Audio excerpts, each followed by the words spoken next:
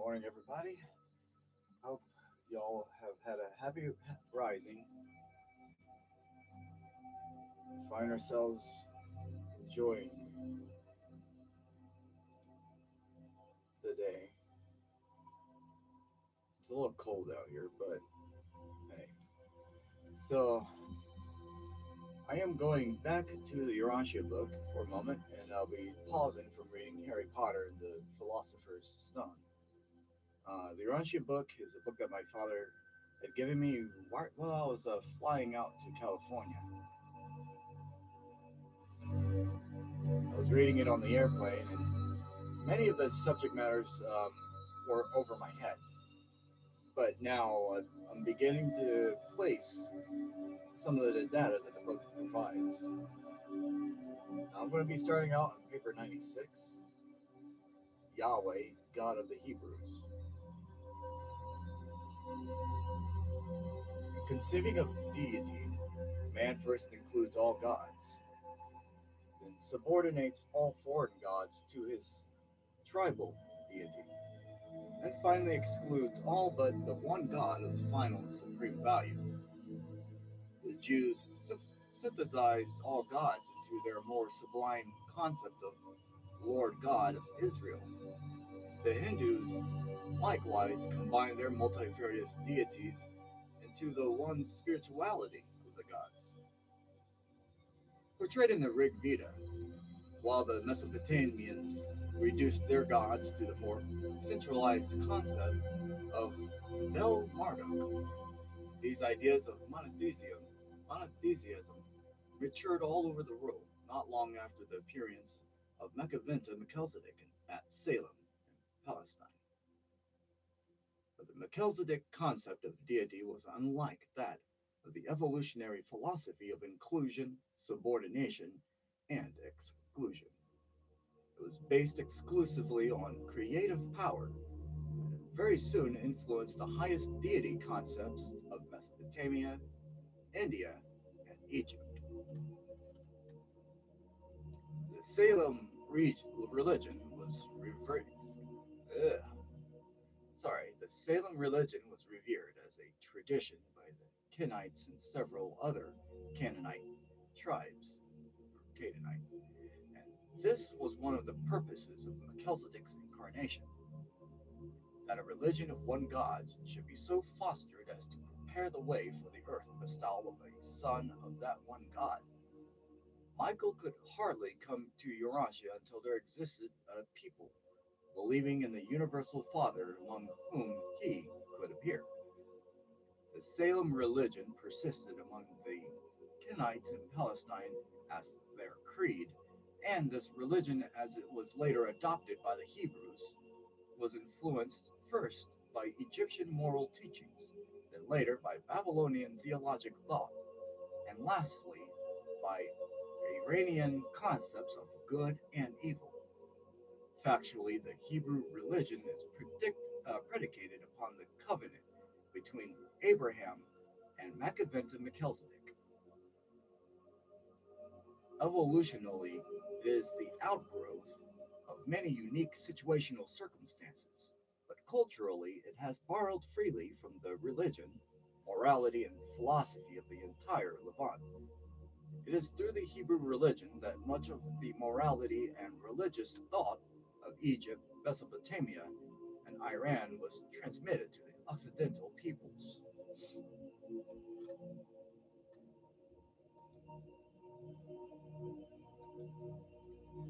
Alright, so section 1 here is on the deity concepts among the Semites.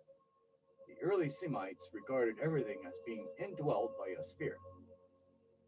There were spirits of the animal and vegetable worlds, annual spirits, the Lord of Progeny, spirits of fire, water, and air,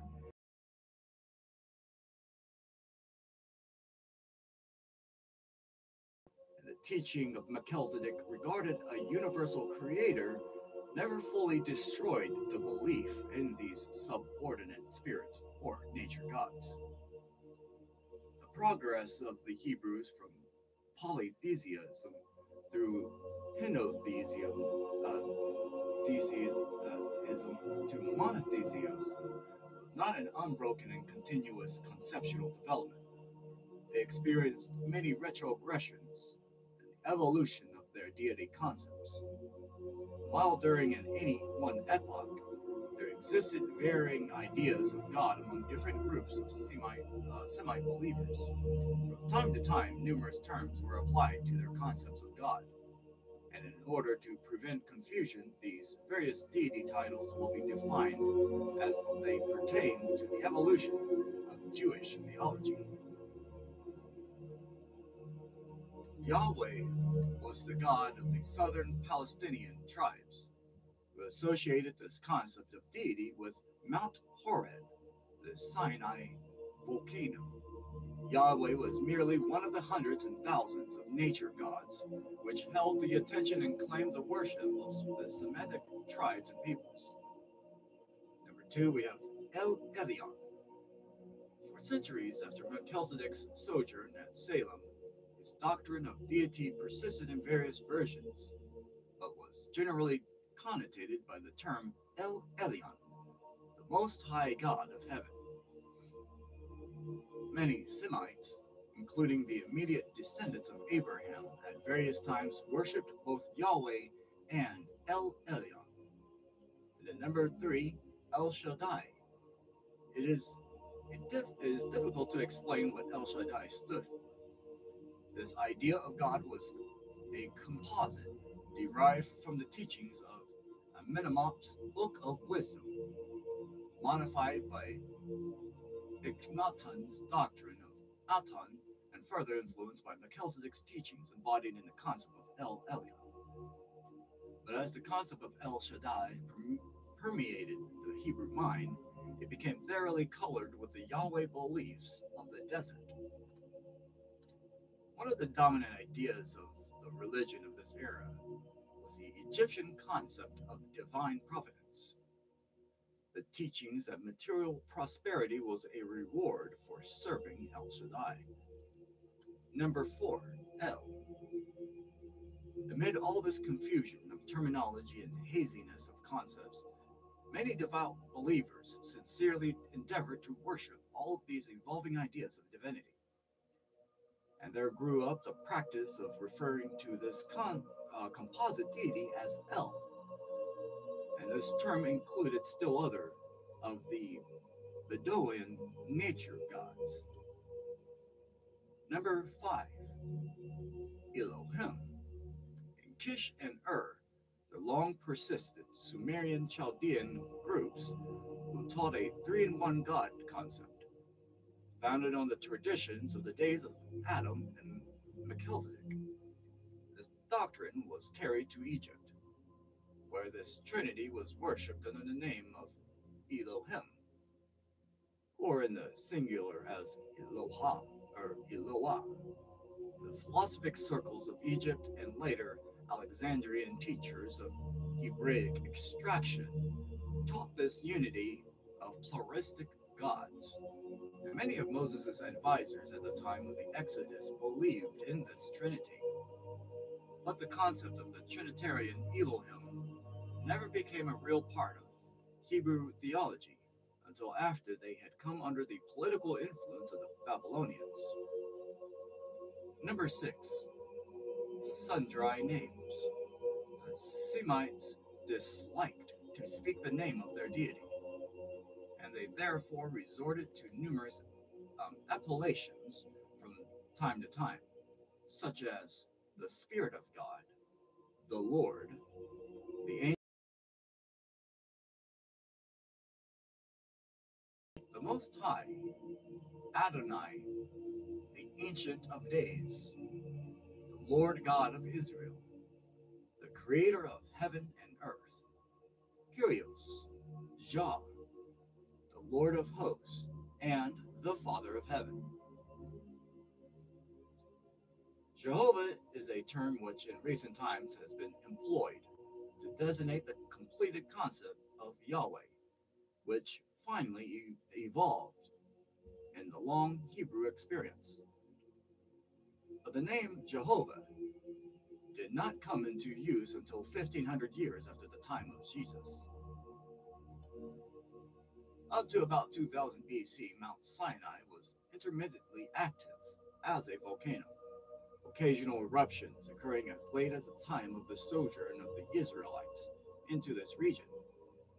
The fire and smoke, together with the thunderous detonations associated with the eruptions of this volcanic mountain, all impressed and awed the Bedouins of the surrounding regions and caused them greatly to fear Yahweh. This spirit of Mount Horeb later became the god of the Hebrew Semites, and they eventually believed him to be supreme over all other gods.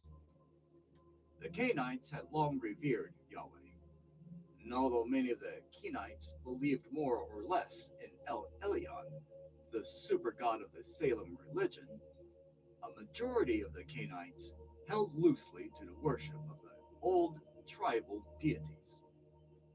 They were hardly willing to abandon their national deities in favor of an international, or not to say an interplanetary god.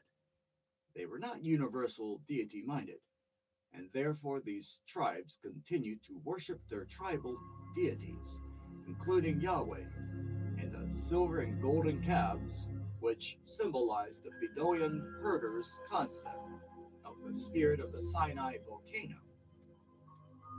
The Syrians, while worshipping their gods, also believed in Yahweh of the Hebrews. For their prophets said to the Syrian king, "Their gods are gods of the hills. Therefore they were stronger than we, but let us fight against them on the plain, and surely we shall be stronger than they."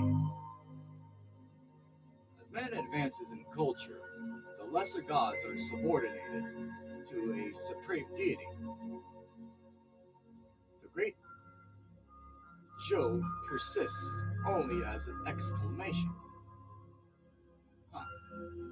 And the monotheists keep their subordinate gods as spirits, demons, fates, nereids, fairies, brownies, dwarfs, banshees, and the evil eye. The Hebrews passed through henotheism and long believed in the existence of gods other than Yahweh. But they increasingly held that these foreign deities were subordinate to Yahweh. They conceded the actuality of Chemosh, god of the Amorites, but maintained that he was subordinate to Yahweh. The idea of Yahweh has undergone the most extensive developments of all the mortal theories of God. Its progressive evolution can only be compared with the metamorphosis of the Buddha concept in Asia, which, in the end, led to the concept of the universal absolute, even as the Yahweh concept finally led to the idea of the universal Father. But as a matter of historic fact, it should be understood that while the Jews thus changed their views of deity from the tribal god of Mount Horeb into the loving and merciful Creator Father of later times, they did not change his name. They continued all the way along to call this evolving concept of deity Yahweh. Now at section number 2, the Semitic peoples. One moment, I'm going to go ahead and copy this section here.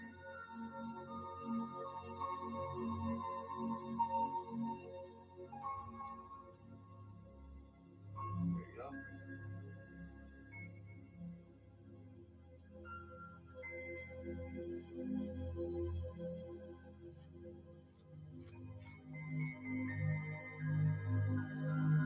There we go.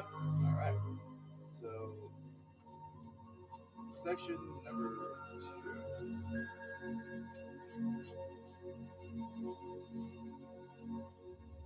The Semites of the East were well organized and well led horsemen who invaded the eastern regions of the Fertile Crescent and there united with the Babylonians. Chaldeans near Ur were among the most advanced of the eastern Semites. Phoenicians were a superior and well-organized group of mixed Semites who held the western section of Palestine along the Mediterranean coast. Racially, the Semites were among the most blended of Urantia peoples, containing hereditary factors from almost all of the 9 world races. Again and again, the Arabian Semites fought their way into the northern Promised Land, the land that flowed with milk and honey. But just as often were they ejected by the better organized and more highly civilized southern Semites and Hittites. Later, during an unusually severe famine, these roving Bedouins entered Egypt in large numbers as contract laborers on the Egyptian public works, only to find themselves undergoing the bitter experience of enslavement at the hard daily toil of the common and downtrodden laborers of the Nile Valley. It was only after the days of Maccabees and Melchizedek and Abraham that certain tribes of Semites, because of their peculiar religious beliefs, were called the children of Israel, and later on Hebrews, Jews, and the chosen people. Abraham was not the racial father of all the Hebrews. He was not even the progenitor of all the Bedouin Semites who were held captive in Egypt. True, his offspring, coming out of Egypt, did form the nucleus of the latter Jewish people, but the vast majority of the men and women who became incorporated into the clans of Israel had never sojourned in Egypt. They were merely fellow nomads who chose to follow the leadership of Moses as the children of Abraham, and their Semite associates from Egypt journeyed through northern Arabia. The Melchizedek teaching concerning El Elyon, the Most High, the covenant of divine favor through faith, had been largely forgotten by the time of the Egyptian enslavement of the Semite peoples, who were shortly to form the Hebrew nation. But throughout this period of captivity, these Arabian nomads maintained a lingering traditional belief in Yahweh as their racial deity. Yahweh was worshipped by more than 100 separate Arabian tribes, and except for the tinge of the El Elyon concept of Melchizedek, which persisted among the more educated classes of Egypt, including the mixed Hebrew and Egyptian stocks, the religion of the rank and file of the Hebrew captive slaves was a modified version of the old Yahweh ritual of magic and sacrifice. Section number 3, the Matchless Moses. The beginning of the evolution of the Hebraic concepts and ideals of a supreme creator dates from the departure of the Semites from Egypt under that great leader and teacher and organizer, Moses. His mother was of the royal family of Egypt. His father was a Semitic liaison officer between the government and the Bedouin captives. Moses thus possessed qualities derived from superior racial stocks or sources, and his ancestry was so highly blended that it is impossible to classify him into any one racial group. Had he not been of this mixed type, he would never have displayed that unusual versatility and adaptability which enabled him to manage the diversified horde which eventually became associated with those Bedouin Semites who fled from Egypt to the Arabian desert under his leadership.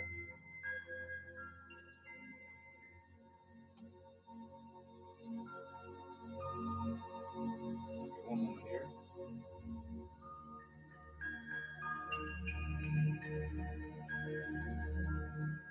Despite the enticements of the culture of the Nile kingdom, Moses elected to cast his lot with the people of his father. At the time, this great organizer was formulating his plans for the eventual freeing of his father's people. The Bedouin captives hardly had a religion worthy of the name. They were virtually without a true concept of God and without hope in the world. No leader ever undertook to reform and uplift a more forlorn, downcast, dejected, and ignorant group of human beings.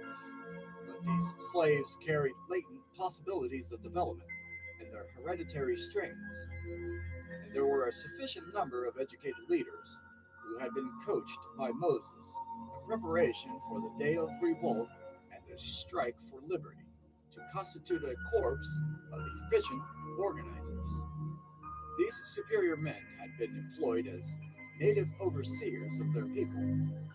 They had received some education because of Moses' influence with the Egyptian rulers. Moses endeavored to negotiate diplomatically for the freedom of his fellow Semites. He and his brother entered into a compact with the king of Egypt, whereby they were granted permission to peaceably leave the valley of the Nile for the Arabian desert. They were to receive a modest payment of money and goods in token for their long service in Egypt.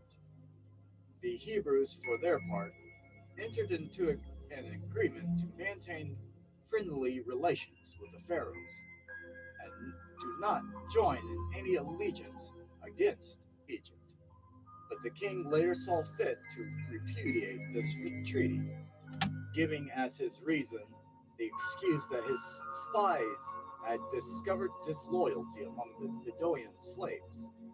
He claimed that they sought freedom for the purpose of going into the desert to organize the nomads against Egypt. But Moses was not discouraged. He bided his time, and in less than a year, when the Egyptian military forces were fully occupied in resisting the simultaneous onslaughts of a strong Libyan thrust from the south and a Greek naval invasion from the north, this intrepid organizer then led his compatriots out of Egypt in a spectacular night flight. This dash for liberty was carefully planned and then skillfully executed, and they were successful, notwithstanding that they were hotly pursued by Pharaoh and a small body of Egyptians, who all fell before the fugitives' defenses, yielding much booty, all of which augmented by the loot of the advancing hosts of escaping slaves as they marched on towards their ancestral desert home. This is all very interesting stuff. Um, Many of you have perhaps read the Bible and have understood the story of Moses from that perspective. The Urantia book here presents us with I would actually consider it to be an enlarged concept of who Yahweh is, who Moses was, and what were the particular gods that were believed by the slaves and all these people that the Egyptians were um, using or employing. But we all know that almost all their laborers were slaves of some one type or another.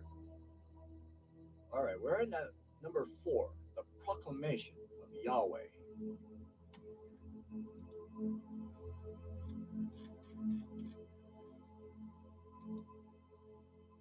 The evolution and evolution. Oh, wow. Why am I making so many little mistakes here? Okay, one moment. The evolution and elevation of the Mosaic teaching has influenced almost one half of all the world. It still does, even in the 20th century. While Moses comprehended the more advanced Egyptian religious philosophies, the Bedouin slaves knew little about such teachings. They had never entirely forgotten the God of Mount Horeb, whom their ancestors had called Yahweh. Moses had heard of the teachings of Machabenta Melchizedek from both his father and his mother, their commonness of religious belief being the explanation for the unusual union between a woman of royal blood and a man from a captive race. Moses' father-in-law was a Kenite worshiper of El Elyon, but the emancipator's parents were believers in El Shaddai.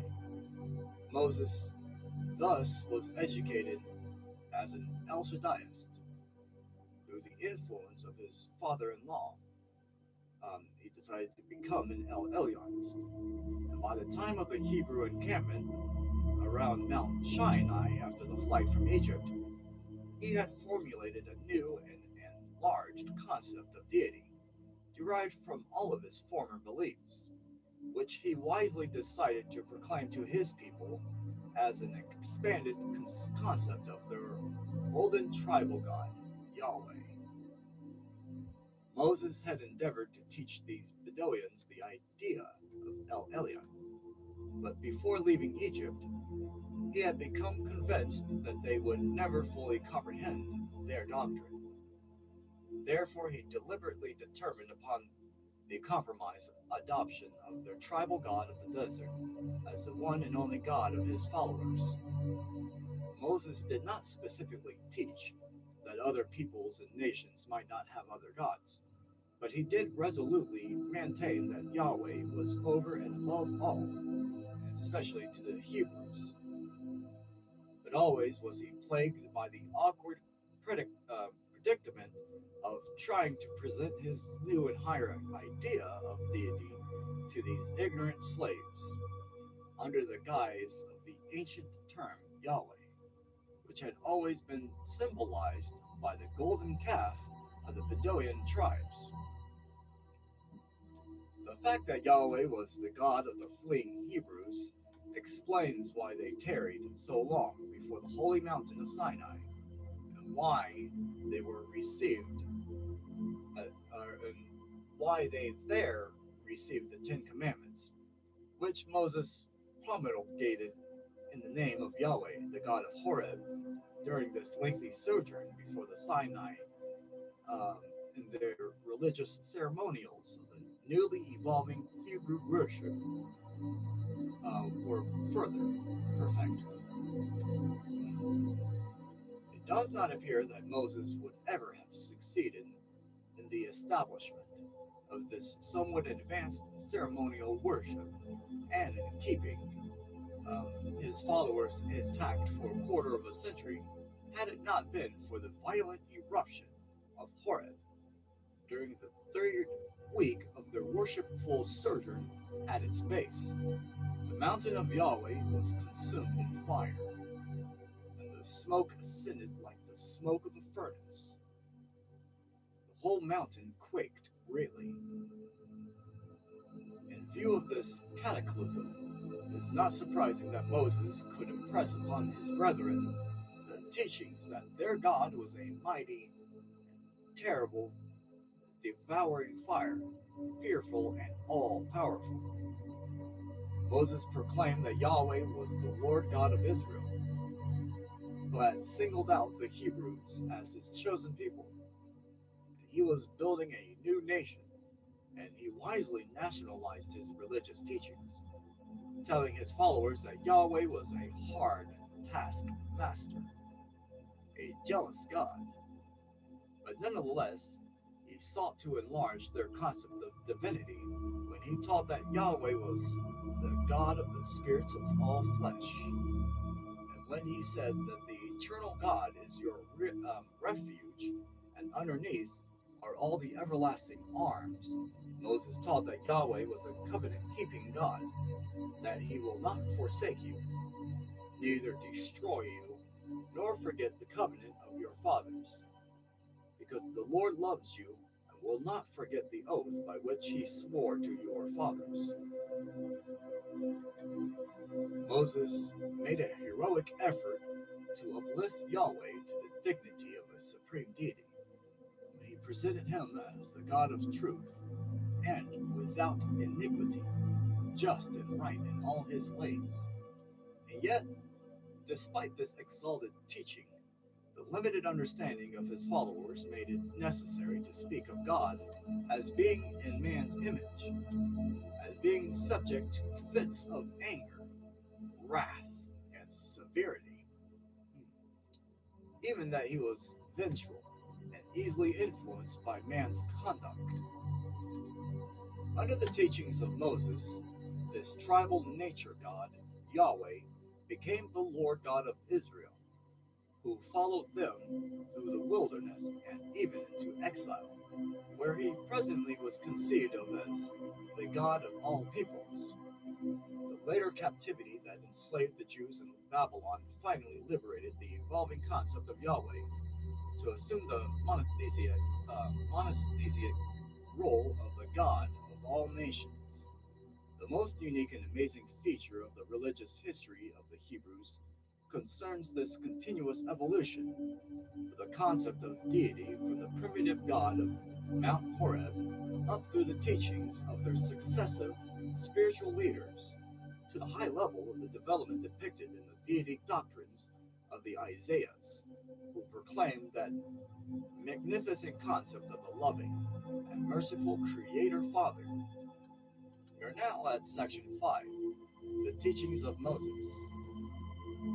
Hope you all are having a good time there. And hey, blessings. I'm doing my best to read this, but I'm tripping over some terms like monotheistic.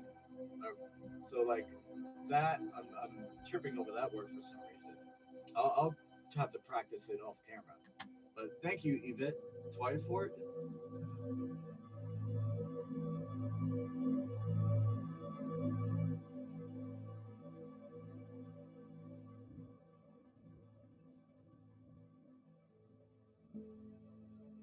All right, so I'm saying to Yvette here that I also love the book. I began reading it when I was 24 years old. Thank you. Hey, I'm going to get get a little bit of water, and then I'll be right back.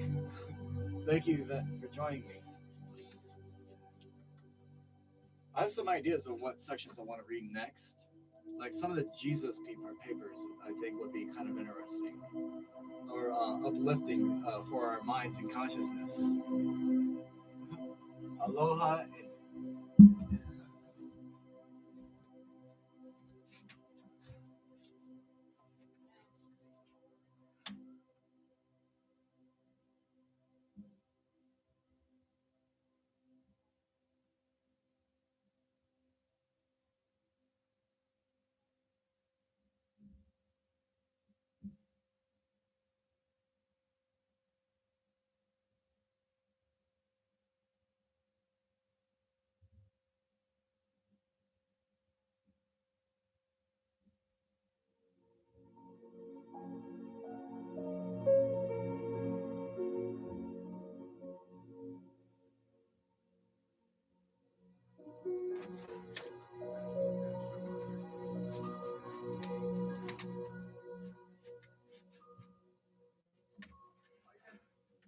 You want to show them the video? I mean, if you don't mind doing that.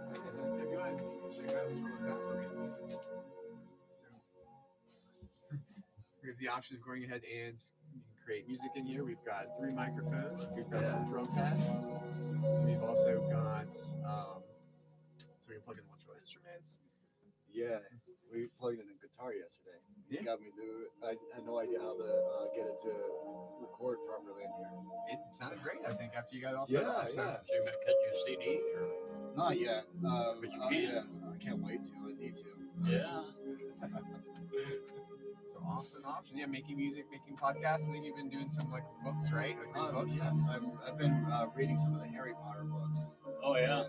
And one of the spiritual books that my father gave me back when I was 24. It's called the Urantia book.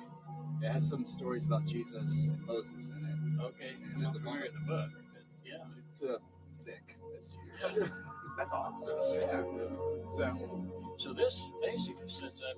You see, I used to run the sound system we had at church. So, but you know, it was not on a screen. Right. Right. Yeah. And so that's basically what you got here, right? Yes. This is a particular program for recording either a podcast or like music if you like. Yeah. For instance, if you want to sing a song and you set somebody play a guitar, then we can balance it out here. Easily master it. Yes. Yes. I like to get this thing. Can you play guitar? A little bit. I play piano actually. Do you? Yes, I do. And sing, of course. I had a big keyboard. Yeah? Yeah. Oh, yeah. I had major surgery on my face years ago. I used to sing country western when I was a teenager, Okay. and I loved it. But they messed me up. So I get now and then I have a lot of drinking and stuff. But I still enjoy doing it. I used to yodel. That's Is it awesome. really? I could do any of it, buddy, and I whistle. And I could whistle, and you couldn't tell I was whistling. They couldn't. I never had to buck her up. But then I lost. Oh, I can do the end drawing too. Yeah. But I've got all false teeth because a surgeon, they lied to me. They did surgery on my jaw, said I had to have it, and I didn't. Oh, no. And then I had to have 15 surgeries to get over a period of 5 years. I was all over the United States. So they ruined my career as far as that part was concerned. But I still enjoy doing it. And I run sound for our church out here at Dayton Avenue Baptist Church. I run that sound for several years, and then I got to work my hearing wasn't that good, and it would start to squeal. Somebody get up from the speaker a little bit before I would hear it. And so I said, hey, I'm going to have to train some of the other guys. Right. And that's hard to get somebody to do that. They just don't want to volunteer, And, Other priorities, perhaps. well, you could say that, but they just don't want to do it. They're afraid of making a mistake.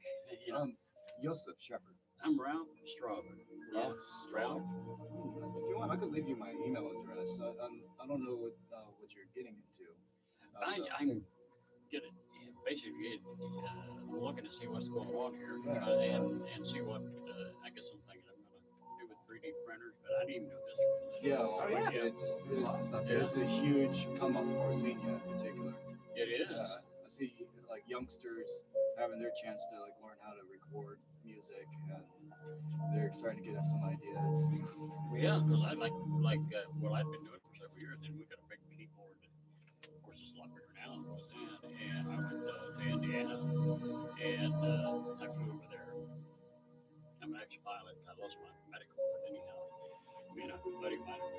He worked in there. I finally conned him into working with me. Okay, cool. And so we flew over there, and we took training over there. And I'm trying to think what the name of the group is. It's a religious group. Wow, Indiana. Yeah. Not the 12 tribes. No. They're still. He's got curly hair, but he's up in years now. But they still got a lot of the where they sell the records and the CDs rather and stuff on TV. You'll see a lot of them have those reruns and they were there, and it was where they go to church. Their home church. They travel all over the United States. And I'll think of it as soon as I leave. I'll think of his name. That's how it always works. Yeah. It's always like, What did you say your first name was? Joseph. Joseph, but just with a Y in front of it. Yiddish. So say Joseph. Yes, sir. Well, I'm Ralph. That's what it is. Well, thank you very much for this. Check that out. And that's good night. Thank you. Blessings. All right. Now let's see. We're going to get back to section number 5. Always love having people see what it's like in here.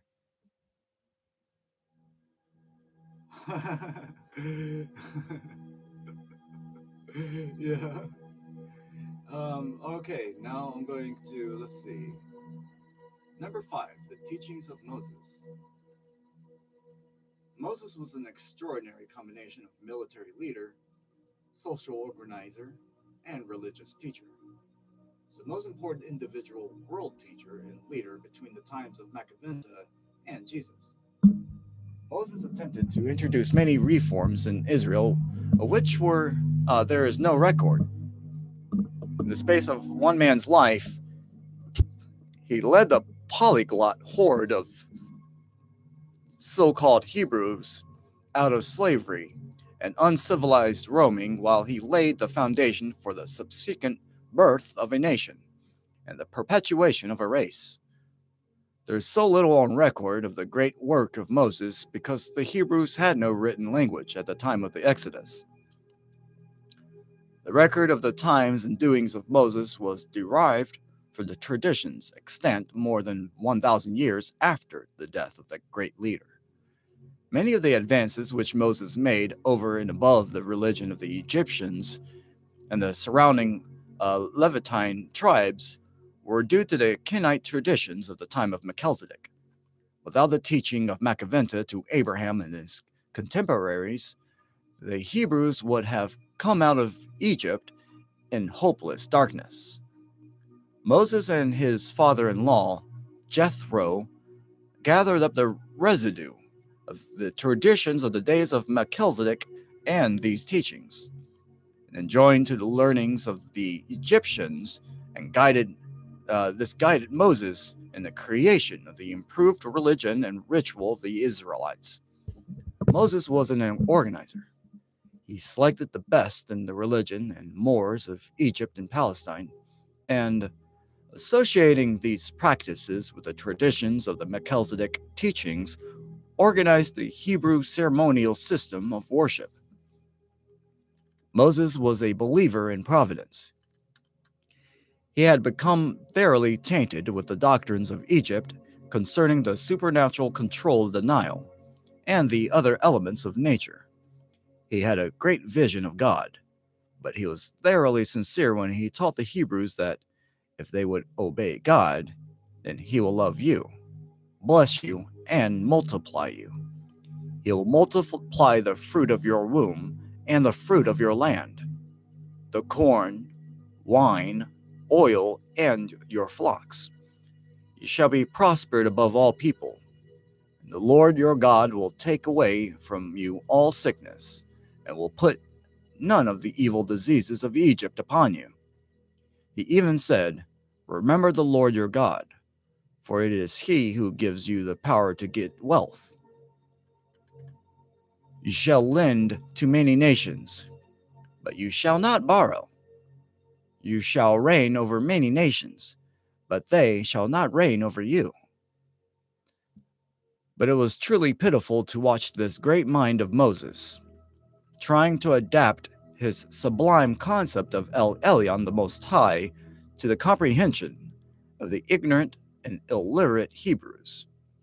To his assembled leaders he thundered, the Lord your God is one God, there is none beside him, while to the mixed multitude he would declare, who is like your God among all the gods?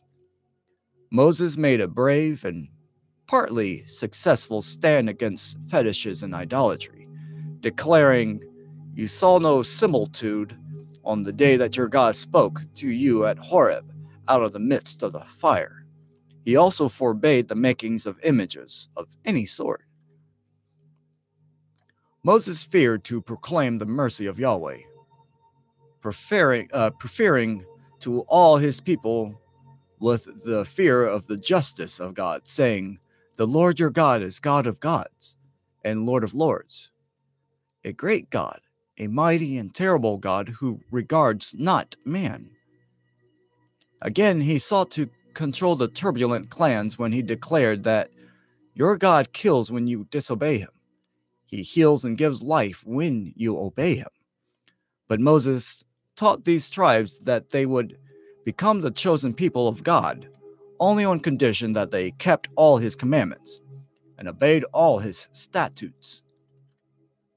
Little of the mercy of God was taught the Hebrews during these early times. They learned of God as the Almighty. The Lord is a man of war, God of battles, glorious in power, who dashes in pieces his enemies. While Moses presented fleeting glimpses of a universal and beneficent deity to the children of Israel, on the whole, their day-by-day concept of Yahweh was that of a God, but little better than the tribal gods of the surrounding peoples. Their concept of God was primitive, crude, and anthropomorphic. And when Moses passed on, these Bedouin tribes quickly reverted to the semi-barbaric ideas of their olden gods of Horeb and the desert. The enlarged and more sublime vision of God, which Moses every now and then presented to his leaders, was soon lost to view, while most of the people turned to the worship of their fetish, golden calves, the Palestinian herdsman's symbol of Yahweh. When Moses turned over the command of the Hebrews to Joshua, he had already gathered up thousands of the collateral descendants of Abraham, Nahor, Lot, and other of the related tribes, and had whipped them into a self-sustaining and partially self-regulating nation of pastoral warriors. All right, we're now at section number 6, the God concept after Moses' death. Upon the death of Moses, his lofty concept of Yahweh rapidly deteriorated. Joshua and the leaders of Israel continued to harbor the Mosaic traditions of the all-wise, beneficent, and almighty God, but the common people rapidly reverted to the older desert idea of Yahweh. And this backward drift of the concept of deity continued increasingly under the successive rule of the various tribal sheiks, the so-called judges. The spell of the extraordinary personality of Moses had kept alive in the hearts of his followers the inspiration of an increasingly enlarged concept of God. But when they once reached the fertile lands of Palestine, they quickly evolved from nomadic herders into settled and somewhat sedate farmers. This evolution of life practices and change of religious viewpoints demanded a more or less complete change in the character of their conception of the nature of their God, Yahweh. During the times of the beginning of the transmutation of the austere, crude, exacting, and thunderous desert god of Sinai into the later appearing concept of a God of love, justice, and mercy, the Hebrews almost lost sight of Moses' lofty teachings. They came near to losing all concepts of monotheism, and they nearly lost their opportunity of becoming the people who would serve as a vital link in the spiritual evolution of Urantia, the group who would conserve the Melchizedek teaching of one God until the times of the incarnation of a Bastal son of that Father of all. So let me see. Monotheism.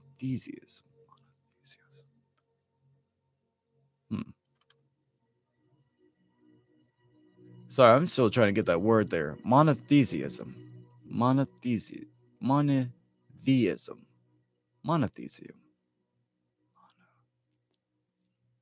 All right. Desperately, Joshua sought to hold the concept of a supreme Yahweh in the minds of the tribesmen, causing it to be proclaimed, "As I was with Moses, so will I be with you. I will not fail you nor forsake you." Joshua found it necessary to preach a stern gospel to his disbelieving people all too willing to believe their old and native religion, but unwilling to go forward in the religion of faith and righteousness. The burden of Joshua's teaching became, Yahweh is a holy God. He is a jealous God. He will not forgive your transgressions nor your sins. And the highest concept of this age pictured Yahweh as a God of power, judgment, and justice. But even in this dark age, every now and then a solitary teacher would arise, proclaiming the Mosaic concept of divinity. You children of wickedness cannot serve the Lord, for he is a holy God. Shall mortal man be more just than God? Shall a man be more pure than his Maker? Can you, by searching, find out God? Can you find out the Almighty to perfection? Behold, God is great, and we know him not. touching the Almighty, we cannot find him out. It's the end of section number 6. We're at number 7, the Psalms and the Book of Job.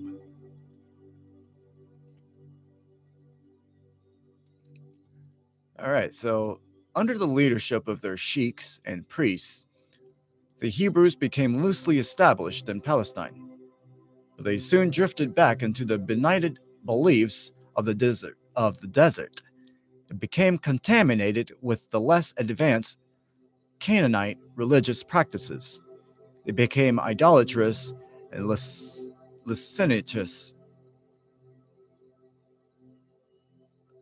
I don't know how to say that word. Licentious. And their idea of deity fell far below the Egyptian and Mesopotamian concepts of God that were maintained by certain surviving Salem groups, and which were recorded in some of the Psalms and in the so-called Book of Job. The Psalms are the work of a score of or more of authors. Many were written by Egyptian and Mesopotamian teachers.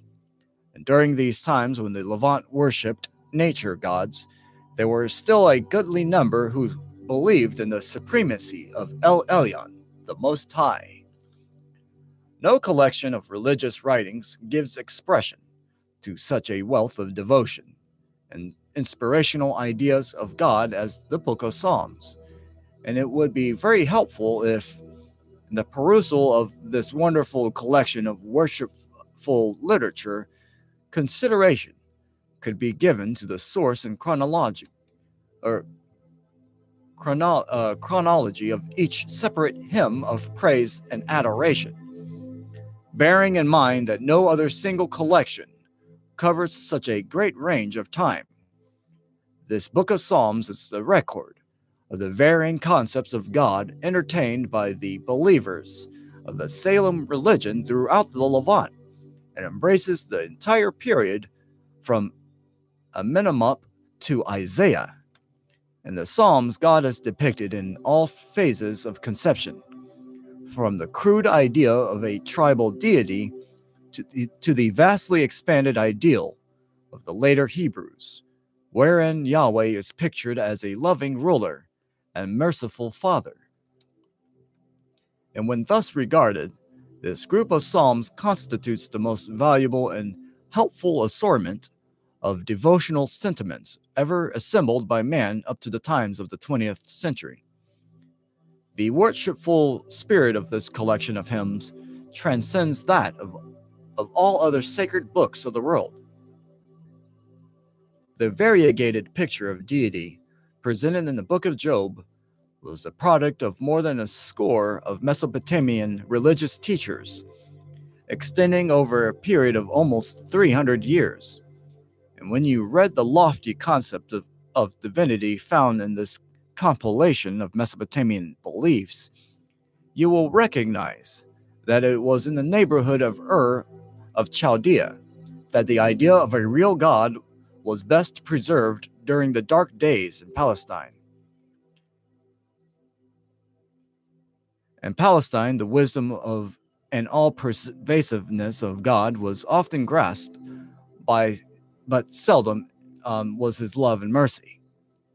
The Yahweh of these times sends evil spirits to dominate the souls of his enemies, and he prospers his own and obedient children, while he curses and visits dire judgments upon all others. He disappoints the devices of the crafty. He takes the wise in their own deceit. Which I like that statement there. I'm going to say that statement one more time. He disappoints the devices of the crafty, and he takes the wise in their own deceit. Only at Ur did a voice arise to cry out the mercy of God, saying, "He shall pray to God, and shall find favor with him, and shall see his face with joy, for God will give to man divine righteousness." Thus from Ur there is preached salvation, divine favor, by faith. He is gracious to the repentant and says, deliver him from going down into the pit, for I have found a ransom. If any should say, I have sinned and perverted that which was right, and it profited me not, God will deliver his soul from going into the pit, and he shall see the light.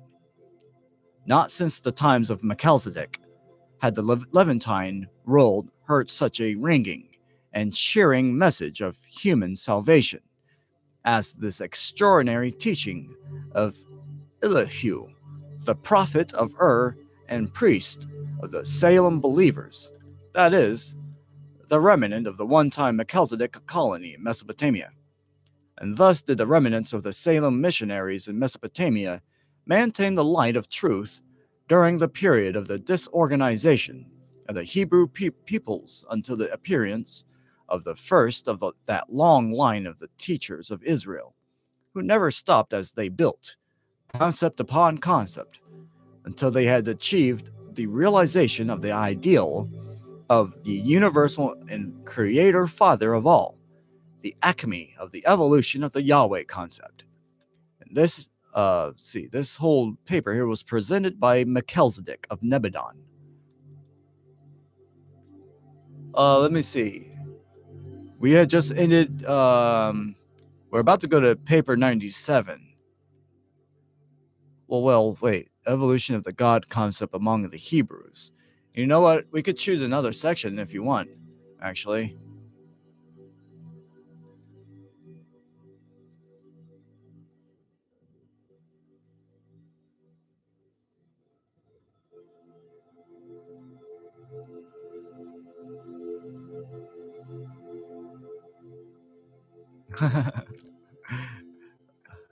I wonder if, let's see, what would be interesting to read at this point? Evolution of the God concept among the Hebrews. Okay, I want to go backwards here, and then I want to take a look at these chapters here. The early childhood of Jesus. Ooh. Man, there's a bunch of chapters that are also really interesting here. Is there anything on art and music? I know the chapters dealing with the early life of Jesus talks about him enjoying art and music. Or like say the evolution. Also, I want to change the music here. I've been enjoying this kind of very meditative music here called Crystal Clear Intuition at 432 Hertz. It destroys unconscious blockages and fears and cleanses negative energy. And at this time, I definitely need that because a lot of different things actually intrudes on my ability to try to read books here. Ooh, I found a good background one. I did this one meditation here called Healing Female Energy, Awaken the Goddess Within. I'm going to switch to that, and let me go ahead and paste this into here for you guys. Healing Female Energy. That'll be something that's good for a lot of my tribe friends and sisters and brothers. It's not usually commonly known that men should work on their feminine side. But when you do, you begin actually being able to comprehend what ladies are saying. But before that, whatever ladies are saying to you actually might be completely not understood by the man. You know, there is a divide. And someday we'll be better at comprehending what female energy is.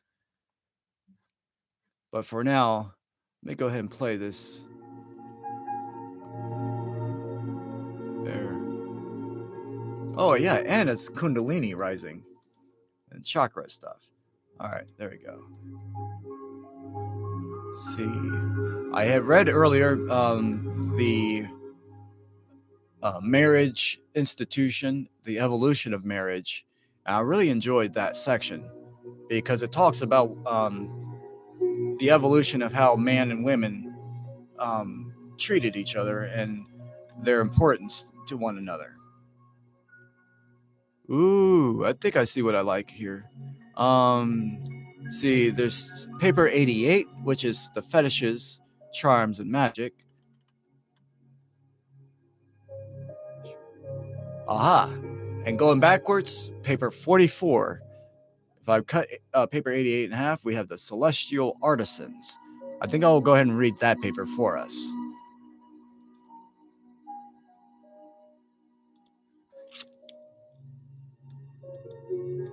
Yes, two distinct varieties of the same species.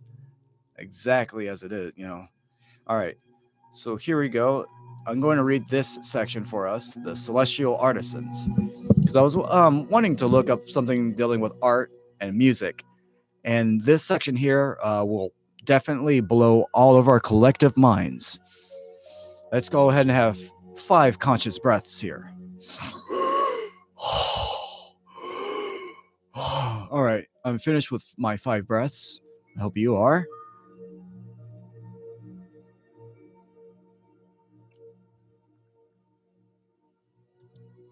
There's something here that I want to look up for us here.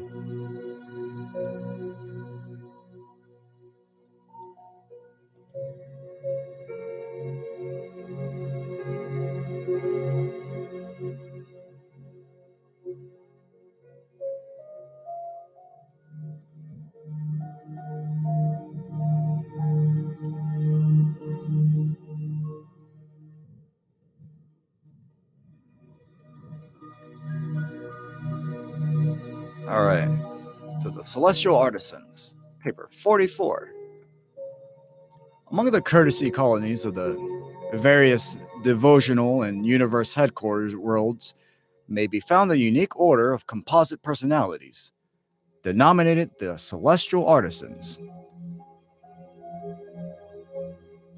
These beings are the master artists and artisans of the Urantia and lower spirit realms.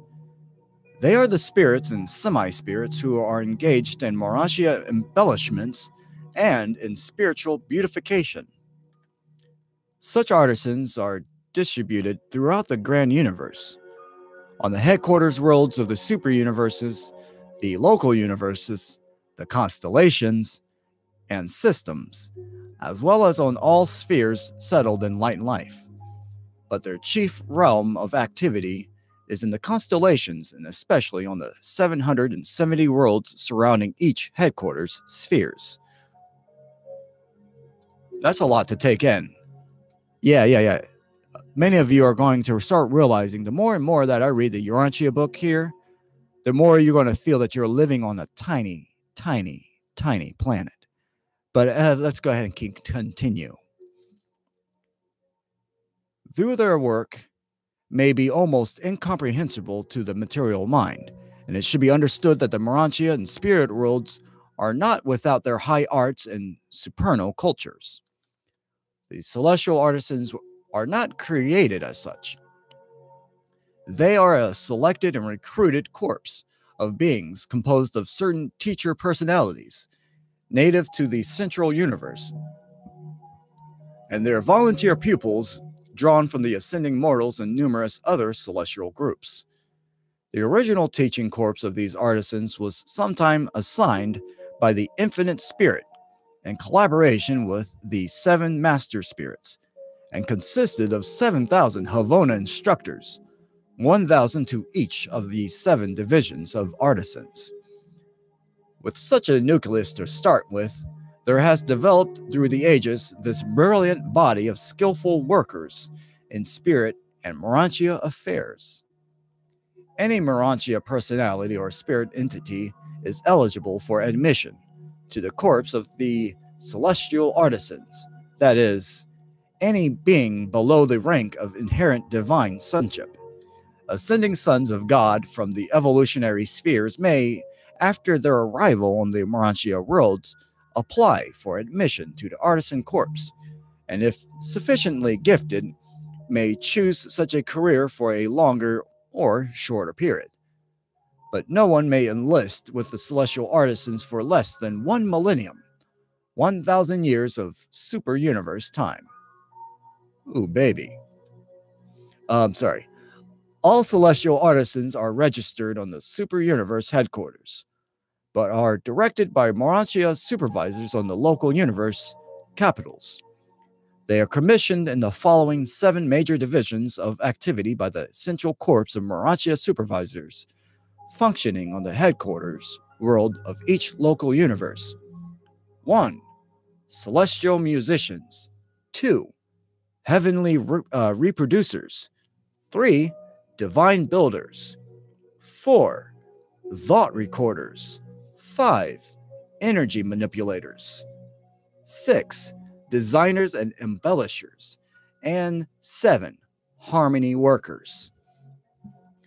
The original teachers of these 7 groups all hailed from the perfected worlds of Havana. And Havana contains the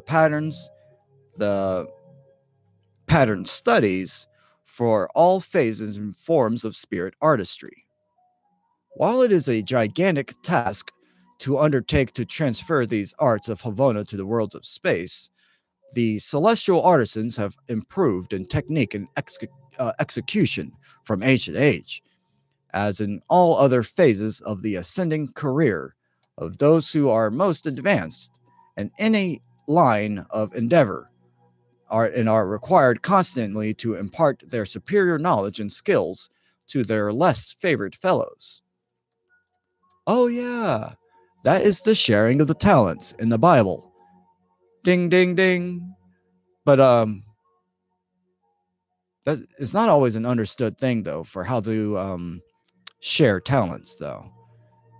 We'll have to think about this concept, and then later we'll go get into what it means. All right, let's see here. To less favored fellows. For me, that's my brothers and sisters. I come home and I enjoy sharing with everybody, like, the new stuff that I've learned on piano or drawing, or we may read books to each other. Each of these things is really required if we desire for our nations to go to the next level.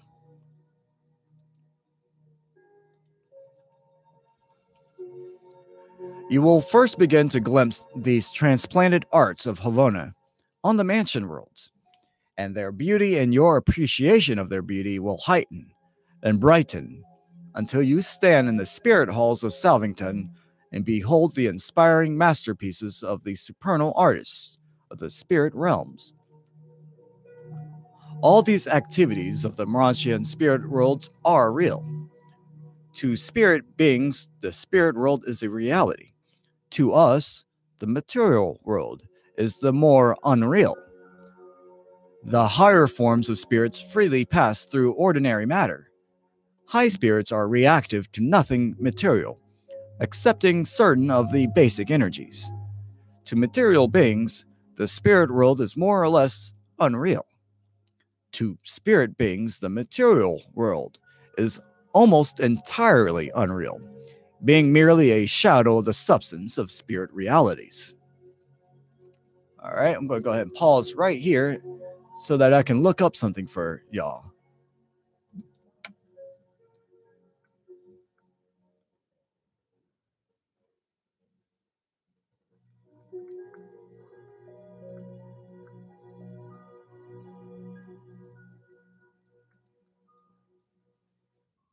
Because of the weather, I decided to just kind of stay in my hometown, Xenia, Ohio, because it's a little chilly outside. But usually I love to go to Yellow Springs today. And in Yellow Springs, there's like some very, very beautiful, magical people. It's almost like a little Harry Potter city. All right, let me see.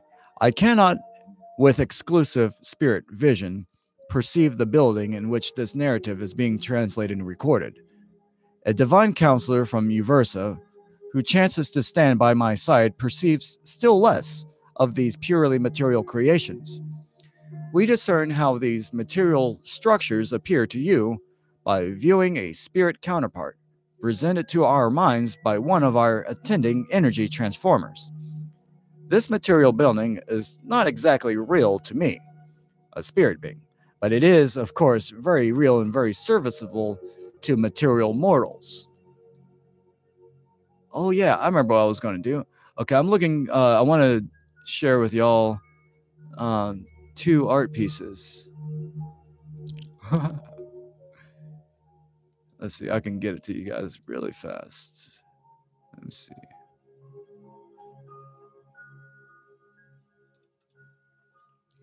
Because I would also like to take a moment to actually share some of the art that I've been working on. So download.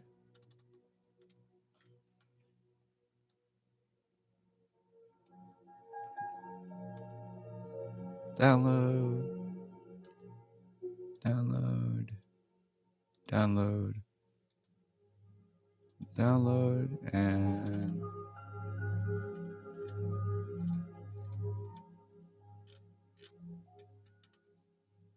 And then I have. All right, so let me go ahead and begin pasting some of the.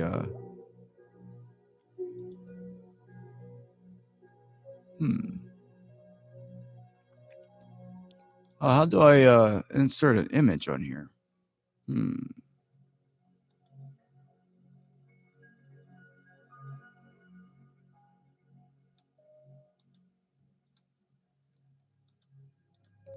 Maybe I just put a link to it or something? Aha, get shareable link.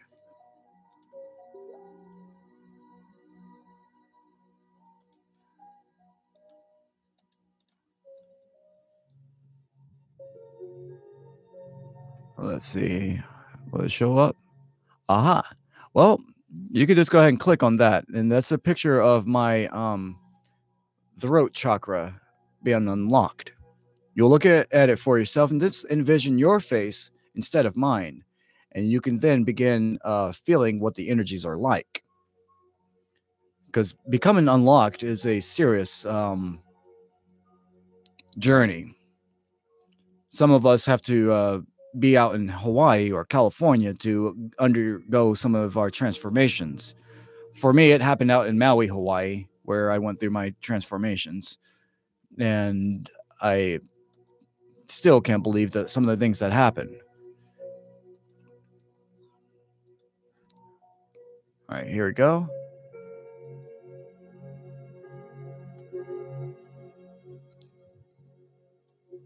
And I have one more. Actually, 2 more. 3 more. So let's see. This one here is a man meditating. Then you have a female meditating one. I used entirely different colors, and you went with my intuition for feeling it out. I want you to enjoy your own.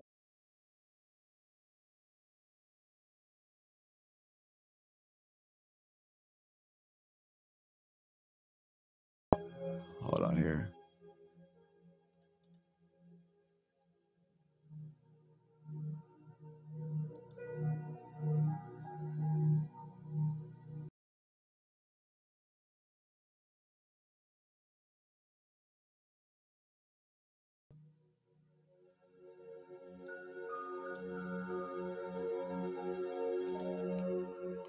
All right, let's try this, Yvette.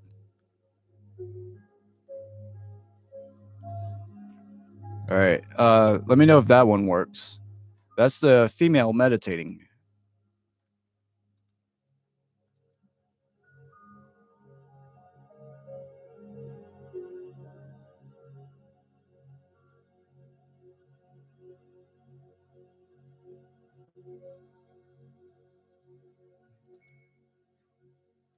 I do have another place where I might be able to paste or cut and paste, as you're saying.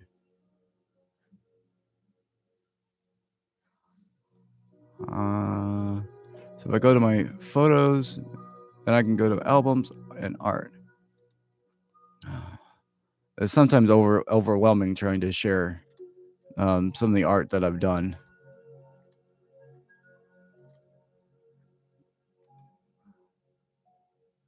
Aha.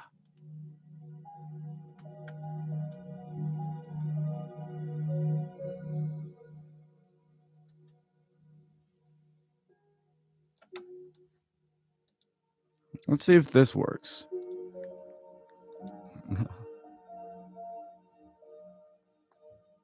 Ah, that seems to work. How does that look?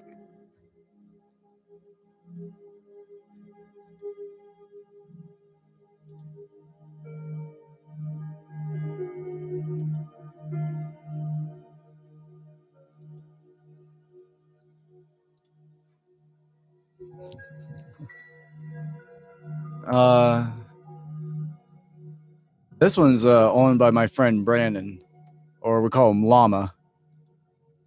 He's like a llama king.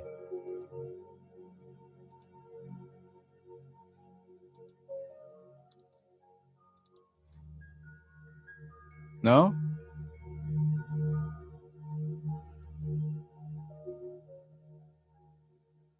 How about that one?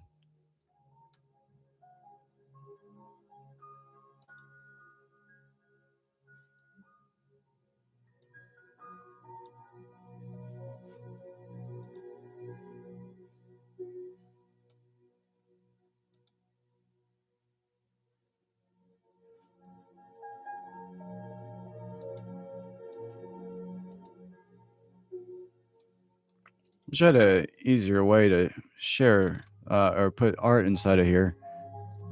Because I thought that there would be a way to just like put a picture in the comment thing like we do normally. But I guess with a live video, it's a little different.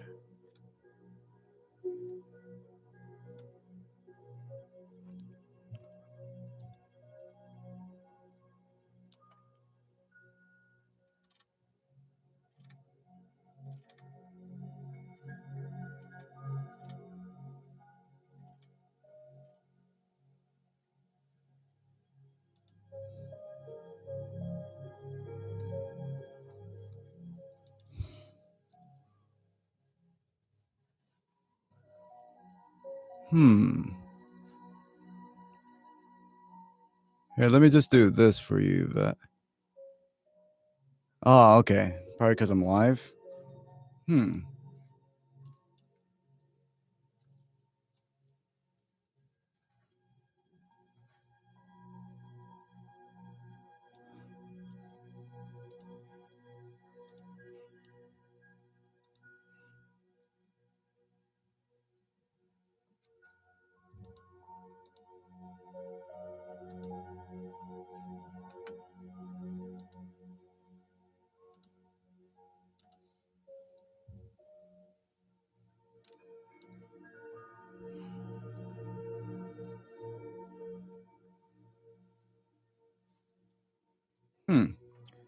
Interesting.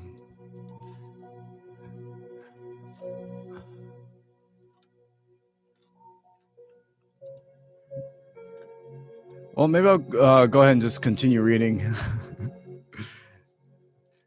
Like I see the thumbnails and stuff put like appearing on the side in the comment thing, but I guess it's not easily. All right, let me go ahead and just go back to the reading here. I have to figure out a different way to do that then in the future. All right, so continuing, it says, I cannot with exclusive spirit vision perceive the building in which this narrative is being translated and recorded. A divine counselor from Uversa who chances to stand by my side perceives still less of these purely material creations.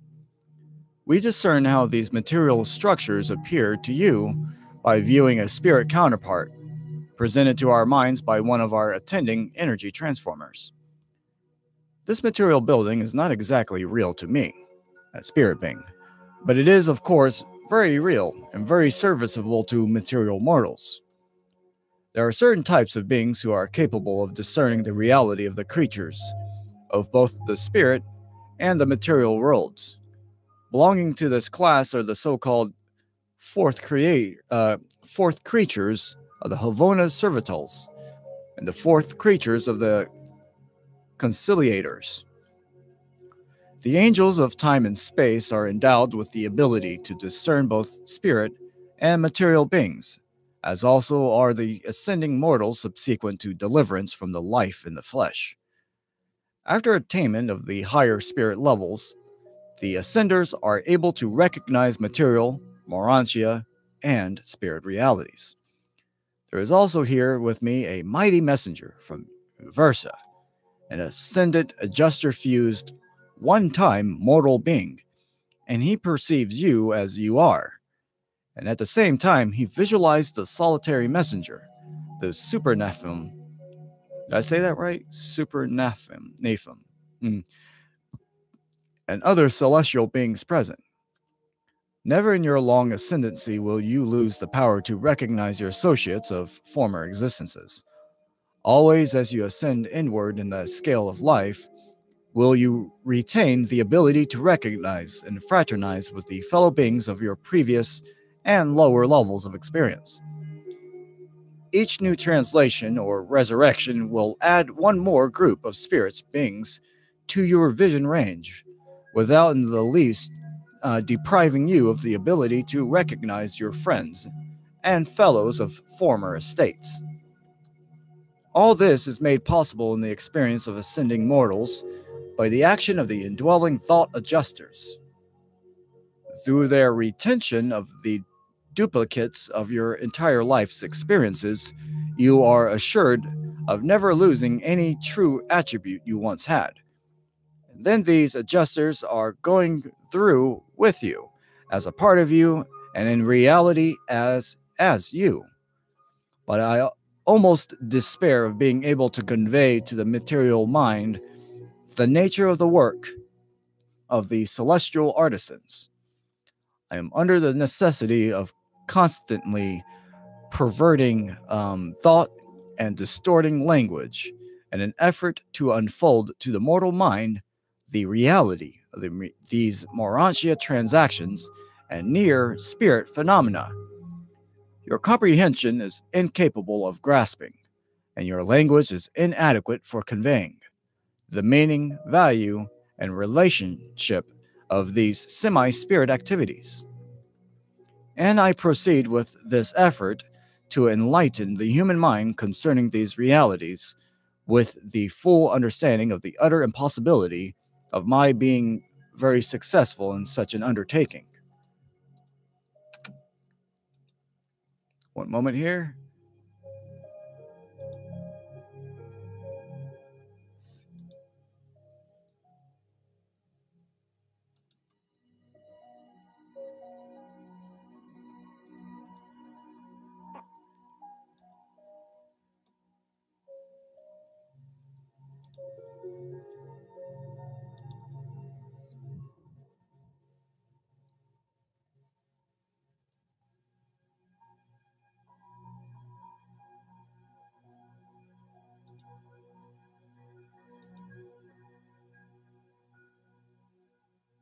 All right. There we go. I always had a hard time understanding this concept of thought adjusters because we usually comprehend ourselves as being more like just being in control of ourselves. And some of us may perceive that, Jesus is within us and he's the one who's protecting us or giving us knowledge or truth or whatnot.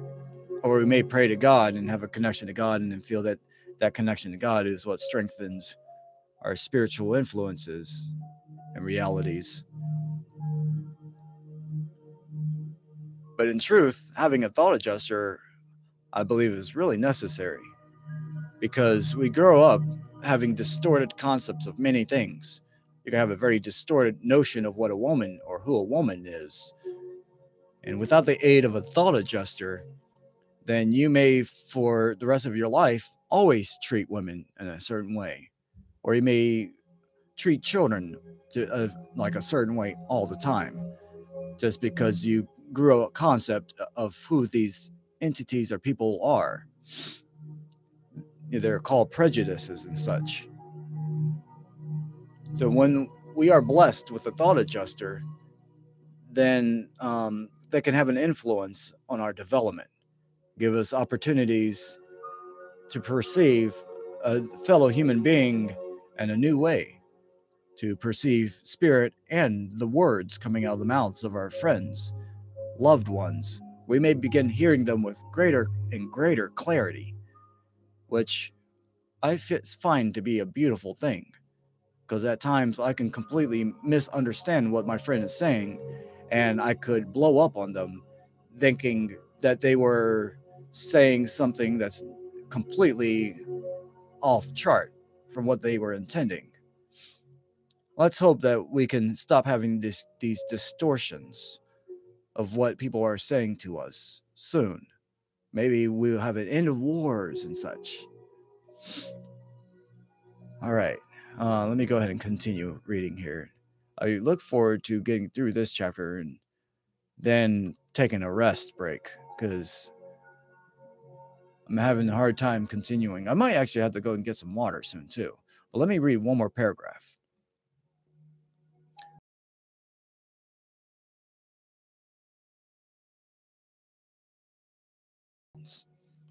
I am under the necessity of constantly perverting thoughts and distorting languages in an effort to unfold to the mortal mind the reality of these Urantia transactions and near spirit phenomena. Your comprehension is incapable of grasping, and your language is inadequate for conveying the meaning, value, and the relationships of these semi-spirit activities.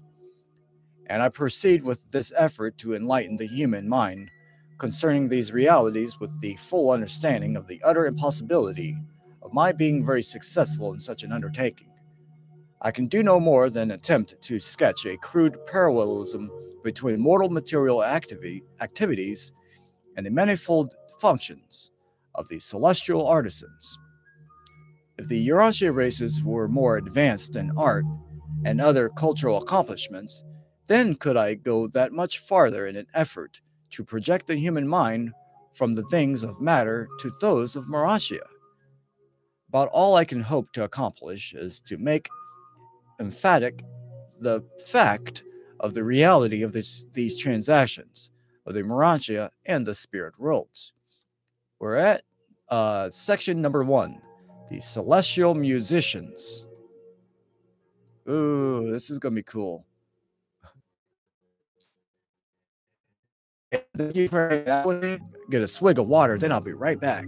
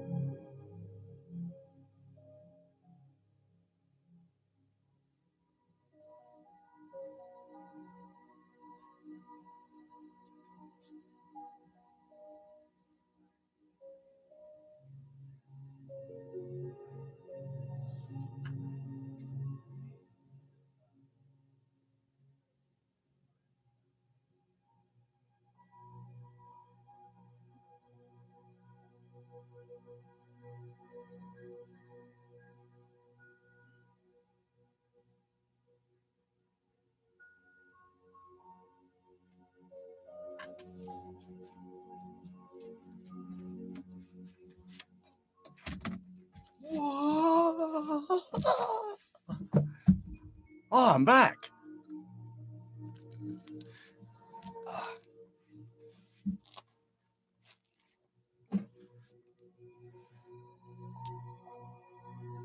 There we go. Aloha, brothers and sisters. Glad I'm, having some fun here. I think I'm going to read this last section.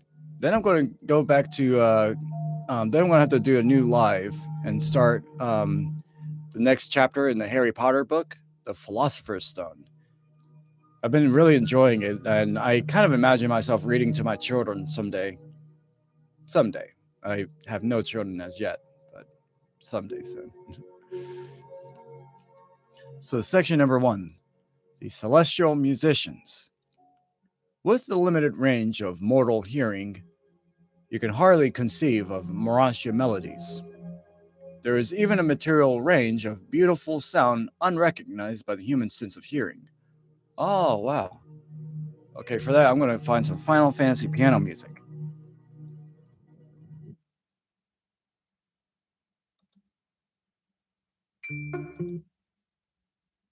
Ha. All right, here we go.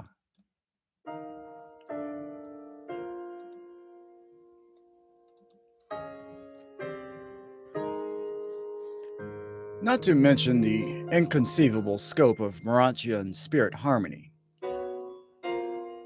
Spirit melodies are not material sound waves, but spiritual pulsations, received by the spirits of celestial personalities. There is a vastness of range and a soul of expression, as well as a grandeur of execution associated with the melody of the spheres that are wholly beyond human comprehension.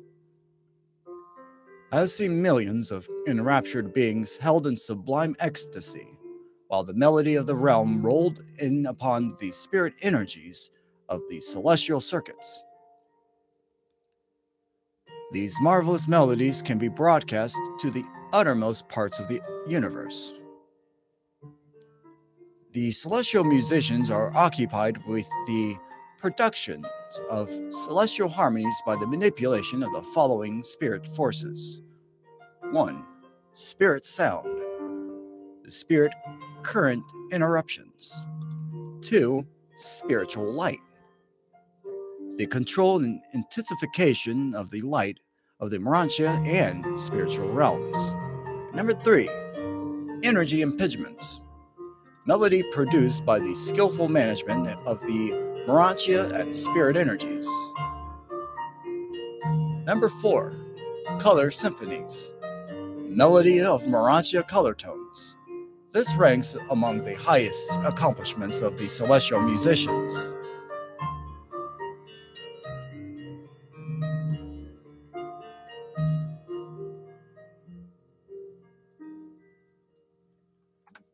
Here, one moment.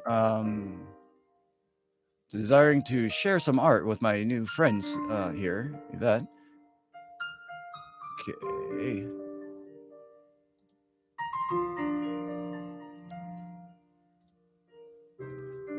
Let's see, number 4, color symphonies. Melody of Urantia color tones. This ranks among the highest accomplishments of the celestial musicians. Oh, I would agree as well. My friends and I had a book one time that showed all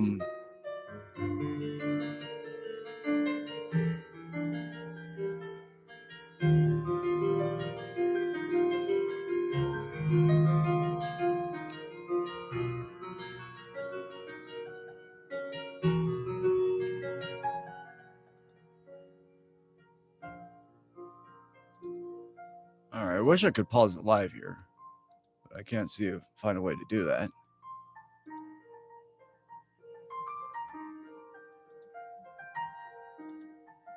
Aha, here we go. Here you go, Yvette. So this is a picture of me with my throat chakra be unlocked. This one is the man meditating. This one is a female and her energies in the meditation.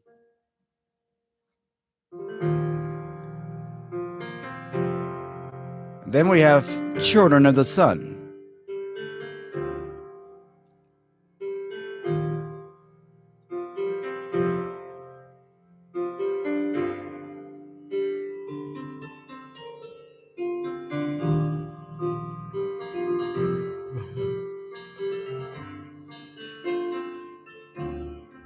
Thank you, Yvette. And Yvette's letting me know that she's going to be at the... Wow, they're going to go to the Urantia Foundation tomorrow. Pronunciation guide. Yes.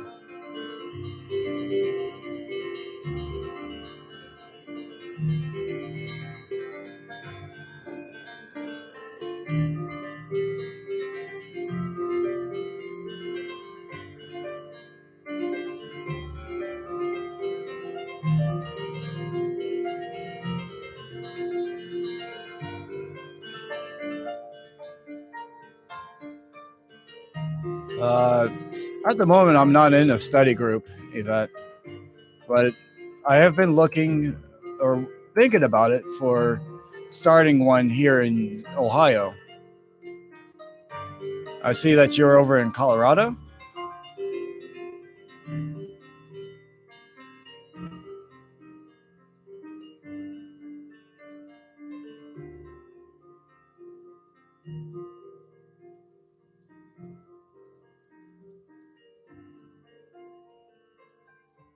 But at the same time,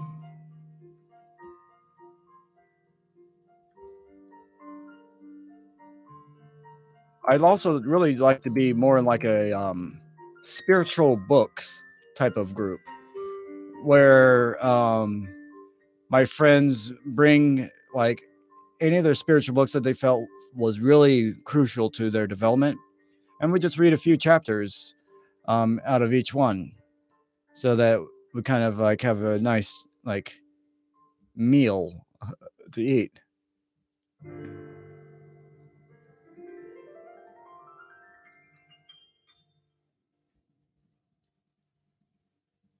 All right, I'm going to go back to reading in just a moment here. I also have another message.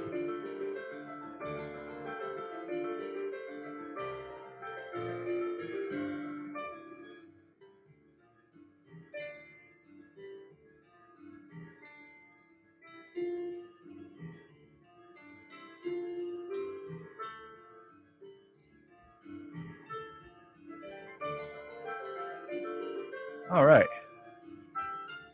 So number 5, we have harmony of associated spirits. The very arrangement and association of different orders of Urantia spirit beings produces majestic melodies. Number 6, melody of thought. The thinking of spiritual thoughts can be so perfected as to burst forth into the melodies of Havana. Number 7, the music of space. I like the name of that one.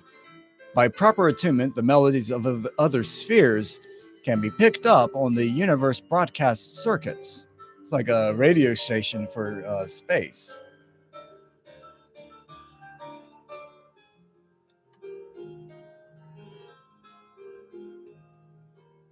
There are over 100,000 different modes of sound, color, and energy manipulation. Techniques analogs to the human employment of musical instruments.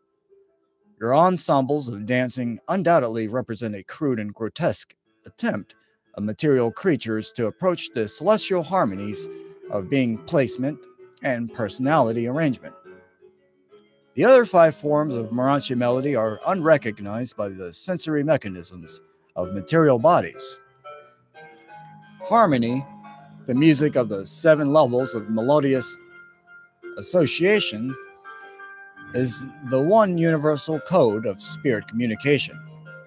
Music, such as Urantia mortals understand, attains its highest expressions in the schools of Jerusalem, the system headquarters, where semi-material beings are taught the harmonies of sound. Mortals do not react to the other forms of Urantia melody and celestial harmonies. Appreciation of music on Urantia is both physical and spiritual, and your human musicians have done much to elevate musical tastes from the barbarous monotony of your early ancestors to the higher levels of sound appreciation. The majority of Urantia mortals react to music so largely with the material muscles, and so slightly with the mind and spirit. But there has been a steady improvement in musical appreciation for more than 35,000 years.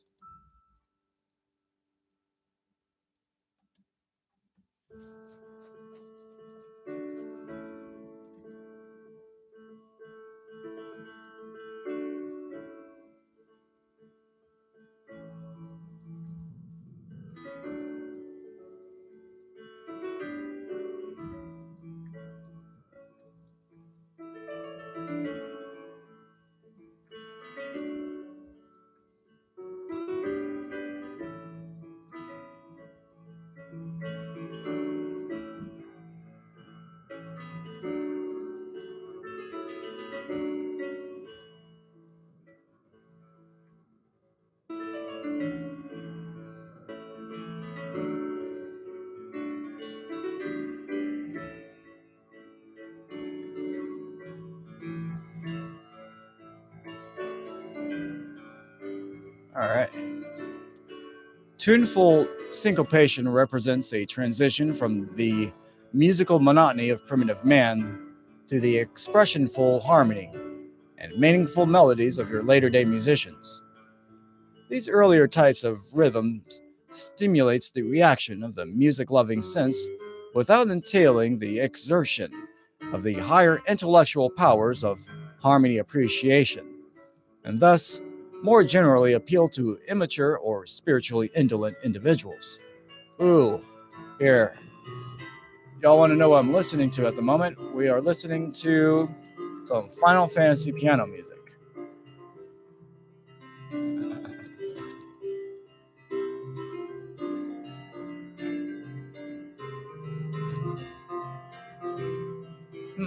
So it says that these earlier types of rhythms stimulated the reactions of the music-loving sense without entailing the exertion of the higher intellectual powers of harmony appreciation, and thus more generally appealed to immature or spiritually indolent individuals. The best music of Urantia is just a fleeting echo of the magnificent strains heard by the celestial associations of your musicians, who left but snatches of these harmonies of Urantia forces on record as the musical melodies of sound harmonics. Spirit Urantia music not infrequently employs all 7 modes of expression and reproduction, so that the human mind is tremendously handicapped in any attempt to reduce these melodies of the higher spheres to mere notes of musical sound.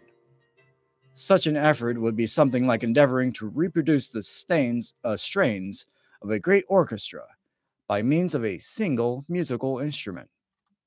Yeah, that instrument would be like, boom! Trying to like be the voice for multitudes, all singing in unison. Huh. I guess the piano can sometimes trick your ear into feeling like you're hearing multiple voices. But even then, after all 10 of my fingers are being used for playing on the piano, I often cannot use my voice, sing, or speak. So it's because it's like you're feeling like you're controlling multiple personalities at the same time. Then you're like, you have this for bass, you have this for mid-tones, and then for higher tones or female harmonics, you can be up here, or tenor and stuff. But even then, it's really hard to get all your fingers working, and like it's just hard enough getting your left to work along with your right hand. All right, let's see. While you have assembled some beautiful melodies on Urantia, you have not progressed musically nearly so far as many of your neighboring planets in Satania. If Adam and Eve had only survived, then would you have had music in reality. But the gift of harmony, so large in their nature, has been so diluted by strains of unmusical tendencies that only once in 1,000 mortal lives is there any great appreciation of harmonics. But be not discouraged. Someday a real musician may appear on Urantia, and whole peoples will be enthralled by the magnificent strains of his melodies. One such human being could forever change the course of a whole nation, even the entire civilized world. Whoa, are they being realistic here? So let's say this person comes. I am born in America now. Your music sucks. I'm going to go and present my music to Donald Trump. If I did that, would that be the same equivalent of what they're saying? To civilize North America or Turtle Island, as so to speak. Who knows? It is literally true. Melody has power a whole world to transform. Forever, music will remain the universal language of men, angels, and spirits. Harmony is the speech of Havana. We're now at section number 2, the heavenly reproducers.